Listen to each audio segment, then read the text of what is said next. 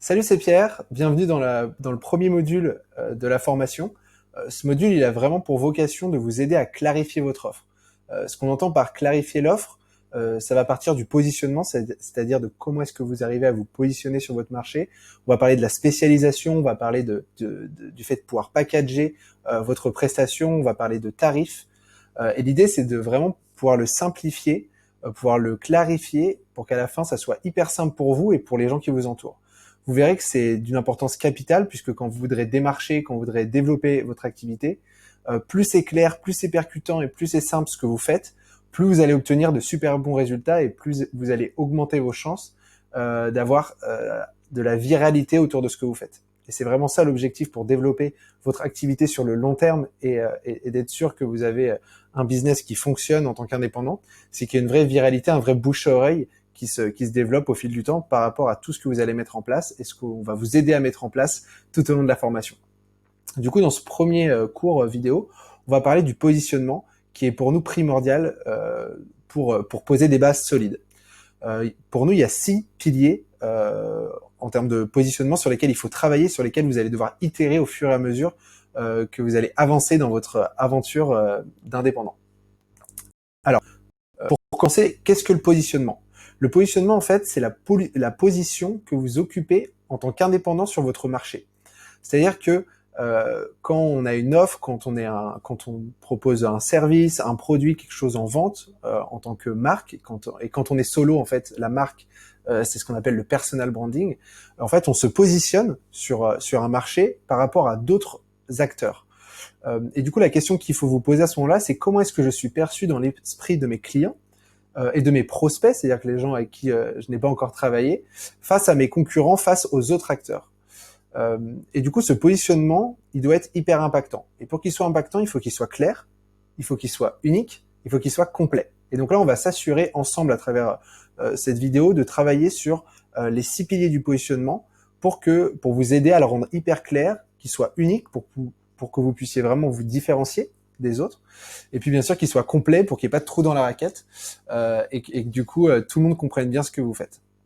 Alors on va commencer par le premier pilier. Le premier pilier dans votre positionnement, c'est la cible. C'est-à-dire qui est-ce que vous ciblez pour travailler en tant qu'indépendant. Donc pour ça, il y a pas mal de critères à prendre en compte qui vont vous aider en fait à affiner votre cible. Donc la première chose, c'est le rôle. C'est-à-dire est-ce que vous travaillez pour des mains dans la main ou est-ce que vous collaborez avec des CEO d'entreprise? Est-ce que c'est plutôt avec des DRH? Est-ce que c'est avec des directeurs marketing? L'idée, ça va être d'affiner avec ce prisme de, en fait, quand je travaille avec qui dans l'entreprise, est-ce que je collabore avec qui j'échange? Donc ça, c'est le premier point. Ensuite, cette personne qui a ce rôle précis, il travaille dans une entreprise de quelle taille? Est-ce que c'est plutôt au final quelqu'un d'indépendant aussi comme vous, qui pourrait être par exemple un solopreneur?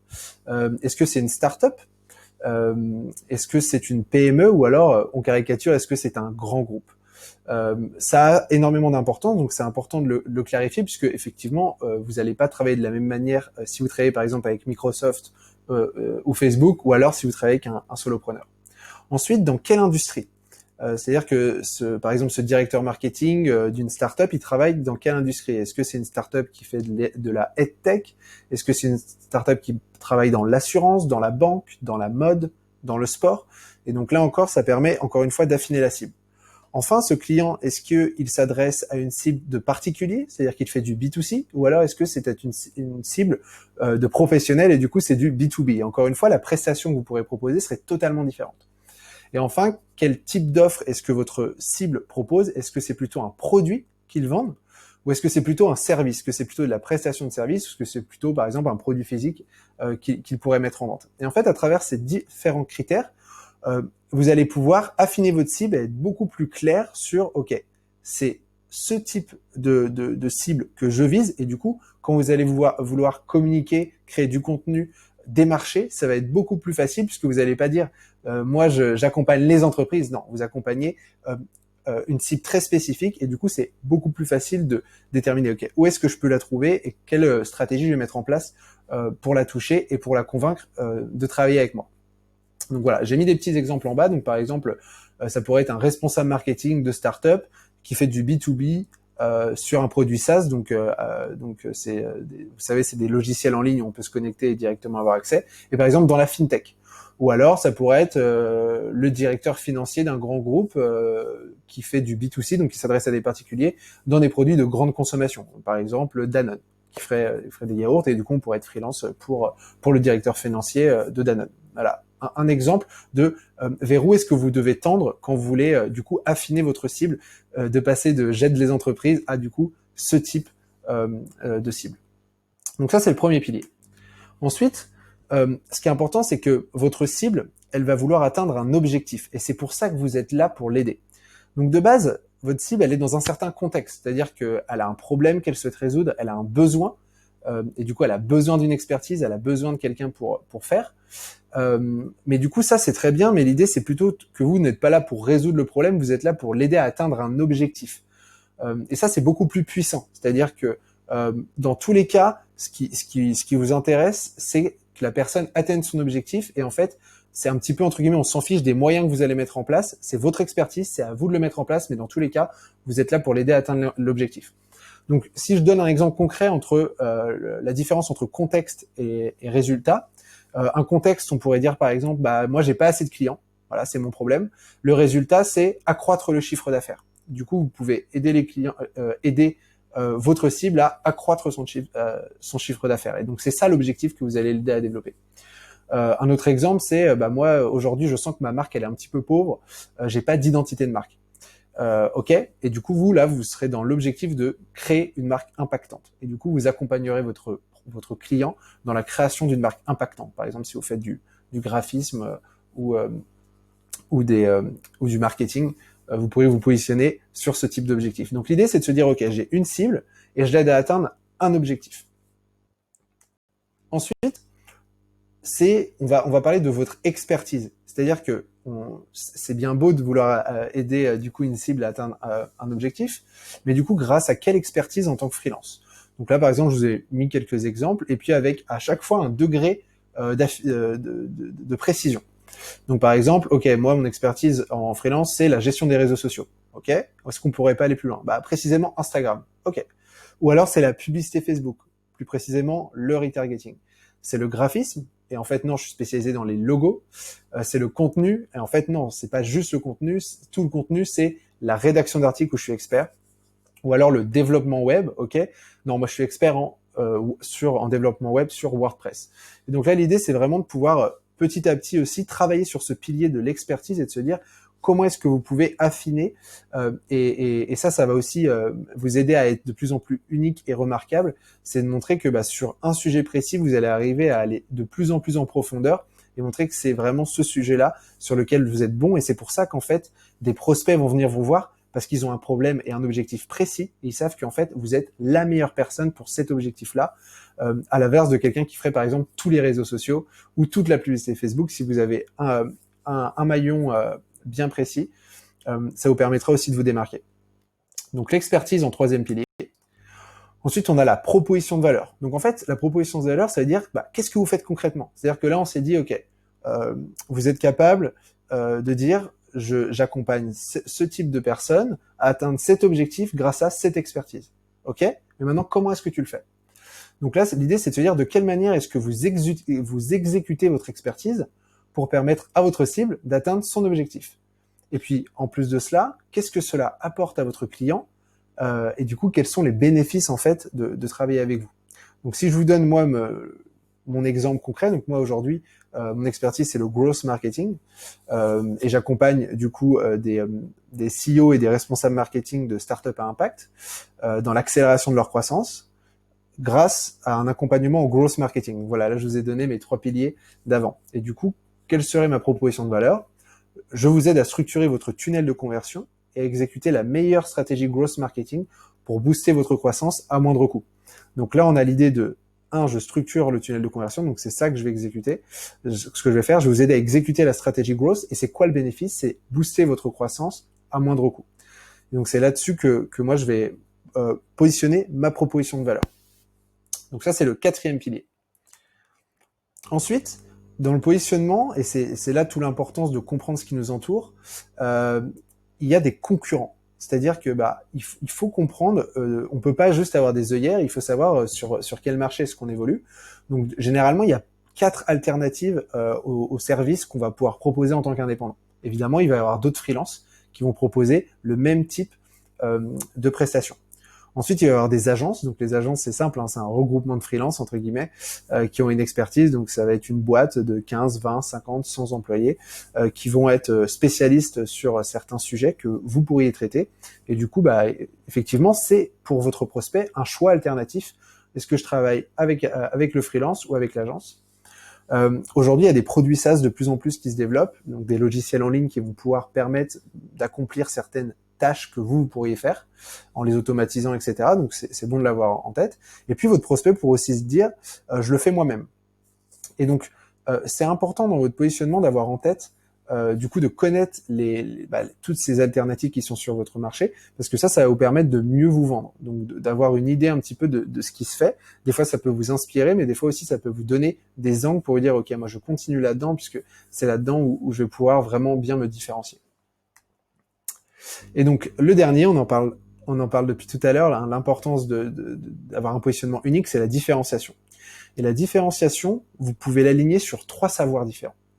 Le premier, c'est le savoir tout court, c'est votre niveau d'expertise sur votre sujet de prédilection. Le deuxième, c'est le savoir-faire, c'est-à-dire vos expériences spécifiques dans votre expertise. Et enfin, le savoir-être, c'est-à-dire votre manière de collaborer avec vos clients. Et donc, c'est vraiment sur ces 3 leviers que vous allez pouvoir vous différencier. Je vous ai donné 3 exemples avec mon profil. Donc par exemple, le niveau d'expertise. Donc aujourd'hui, moi, je suis capable de mettre en place des actions growth pour développer votre acquisition et augmenter vos conversions. Donc ça, c'est mon niveau d'expertise.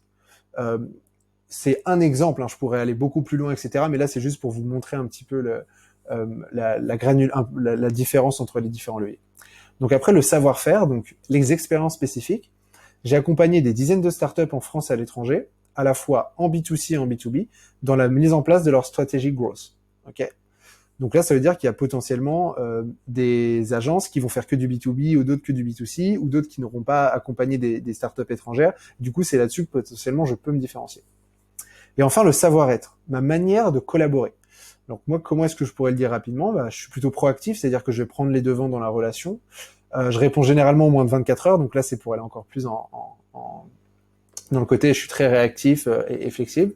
Je préfère tutoyer, donc quand on travaille ensemble, moi je préfère qu'on soit dans le tutoiement, et je suis brutalement honnête. Qu'est-ce que ça veut dire brutalement honnête ? Ça veut dire que je vais très rarement prendre des pincettes, et je vais jamais hésiter à challenger un prospect ou un client dans sa stratégie, parce que mon objectif c'est de l'aider à atteindre ses objectifs, et si je pense que ce qu'il fait ça ne va pas, je vais lui dire, et je vais lui dire, et même si c'est dur à écouter. Et ça, c'est quelque chose que généralement je transmets à mes clients, et du coup, il y en a certains où c'est peut-être un peu dur, et pour d'autres qui apprécient énormément. Et ça permet encore une fois de se différencier et de rendre du coup son profil unique et remarquable. Donc voilà pour les 6 piliers. Ce qu'on a fait, c'est qu'on vous a fait, alors je vais décaler ça, pouf, juste ici, super. Ce qu'on a fait, c'est qu'on vous a créé un petit template. Parce que l'idée, ça va être ces 6 piliers, de travailler dessus, mais après il va falloir les mettre en musique pour qu'il y ait une vraie cohérence et une vraie fluidité. C'est-à-dire que si vous commencez à proposer une proposition de valeur qui ne va pas vraiment matcher avec la cible des grands groupes, et l'idée c'est que vous vous rendiez compte de ça. Donc c'est important de pouvoir arriver à raconter une histoire à travers ces 6 piliers du positionnement. Donc voici le template. Alors l'idée c'est de dire pour telle cible qui souhaite atteindre tel objectif, votre prénom est, et donc là vous allez mettre en avant votre objectif, votre expertise, pardon. Ensuite, vous allez annoncer votre proposition de valeur ainsi que les bénéfices, et vous allez finir par, contrairement à ces concurrents-là et ces alternatives-là, et du coup là, vous allez pouvoir mettre votre avantage compétitif et votre différenciation. Alors, pour que ça soit beaucoup plus concret, on va vous donner 2 exemples. Donc, le premier exemple, c'est l'exemple de Manon, voilà, qu'on a créé pour que ça soit vraiment le plus concret possible et que vous puissiez vous projeter. Donc Manon, elle va dire que pour les avocats qui souhaitent augmenter leur visibilité en ligne, donc ça c'est l'objectif des avocats, Manon elle est développeuse WordPress. Donc en fait Manon, et donc là on annonce sa proposition de valeur, elle crée des sites internet clés en main adaptés au secteur juridique. pour permettre à ses clients de trouver plus de clients en ligne. Okay. Contrairement à des agences web ou d'autres freelance dev, Manon a fait des études de droit, elle a déjà accompagné 8 avocats dans la création de leur site internet. Et donc là, vous voyez, c'est quand même hyper clair en quelques lignes de comprendre ce que fait Manon, comment ça fonctionne, etc. Et du coup, si Manon, elle vous explique ça, pour vous, ça va être hyper simple de le comprendre. Et du coup, pourquoi pas d'en parler à un ami avocat, ou le jour où vous rencontrez un avocat, vous pourrez peut-être recommander Manon. Pourquoi ? Parce qu'en fait, son positionnement, il est hyper clair. Alors, deuxième exemple, j'ai joué le jeu aussi pour pouvoir vous aider. Donc, pour les startups à impact qui souhaitent accélérer leur croissance, Pierre est consultant en growth marketing. Alors, il les aide à structurer leur tunnel de conversion et à exécuter la meilleure stratégie growth marketing pour booster leur croissance à moindre coût. Contrairement à la majorité des growth marketeurs et des agences de marketing, Pierre a travaillé à la fois avec des startups dans des accélérateurs à l'étranger et dans des plus grosses structures, par exemple au sein de l'équipe marketing de Google France, pour lancer un nouveau produit en France. Et donc là, encore une fois, vous voyez, c'est différents éléments de différenciation, puisque ce qui va être intéressant, c'est que suivant la personne que vous allez rencontrer, il va falloir aussi adapter votre discours pour que ça soit le plus pertinent possible. Et du coup, vous pouvez vous rendre compte que, ok, là, par exemple, si je discute avec un grand groupe, ça serait intéressant de mettre ce dernier élément de différenciation pour dire, je suis aussi capable de le faire avec un grand groupe. Et du coup, ça peut vous intéresser. Donc voilà pour les petits exemples. Du coup, une fois qu'on s'est dit ça, par où commencer ? Donc là, ce qu'on vous conseille dans ce premier cours, c'est de lister les 6 piliers. Donc le template, vous allez pouvoir le télécharger. Il va être juste en dessous. Vous allez lister les 6 piliers sur un Google Doc, c'est ce qu'on vous conseille. Et l'idée, c'est de les compléter. Donc vraiment reprendre les différents exemples, les différents critères et essayer de le remplir et d'avoir une version 1. Une fois que vous avez cette version 1, l'idée, ça va être de copier le template et de le remplir. Et ce qui va être intéressant, c'est qu'en le remplissant, vous allez vous rendre compte que des fois, c'est pas forcément cohérent, c'est pas forcément fluide, et c'est en le mettant en musique que vous allez voir s'il y a des fausses notes. Et donc, une fois que vous avez fait ça, que vous allez un petit peu itérer sur la cohérence et la fluidité, vous allez avoir une version 1 de votre positionnement. Alors bien sûr, tout dépend de votre expérience. Le positionnement, des fois, ça peut paraître naturel parce que ça fait 3-4 ans qu'on est en freelance, mais de temps en temps, quand on est indépendant, on a aussi envie de changer un petit peu de voie, changer de spécialité, etc. Et en fait, c'est hyper important de bien le mettre à l'écrit. Et donc, comme je le dis dans l'étape 4, de reprendre le template, par exemple, tous les mois, tous les 2 mois, et d'essayer de l'affiner et de se dire, est-ce que j'ai pas, à travers mes dernières expériences, un petit peu pivoté, un petit peu changé, est-ce que je le mettrai pas à l'écrit ? Parce que ce qui est hyper important dans cet exercice, c'est que à partir du moment où c'est clair pour vous, ça va l'être pour tout le monde. Et c'est comme ça aussi qu'on arrive à trouver des clients beaucoup plus facilement, c'est d'amener une clarté dans son discours, dans la manière dont on raconte ce qu'on fait au quotidien. Donc voilà pour le premier cours. Je vous laisse là-dessus avec les petites étapes. Prenez le temps de prendre un petit Google Doc et de faire ce travail, puisque c'est un travail qui va tout le temps vous servir, qui est hyper important. Moi, c'est un travail que je fais aussi tous les mois, tous les 2 mois, où je me repenche dessus, et ça apporte énormément de valeur et de clarté dans tous les choix et les décisions qu'on va faire. Allez, bon courage.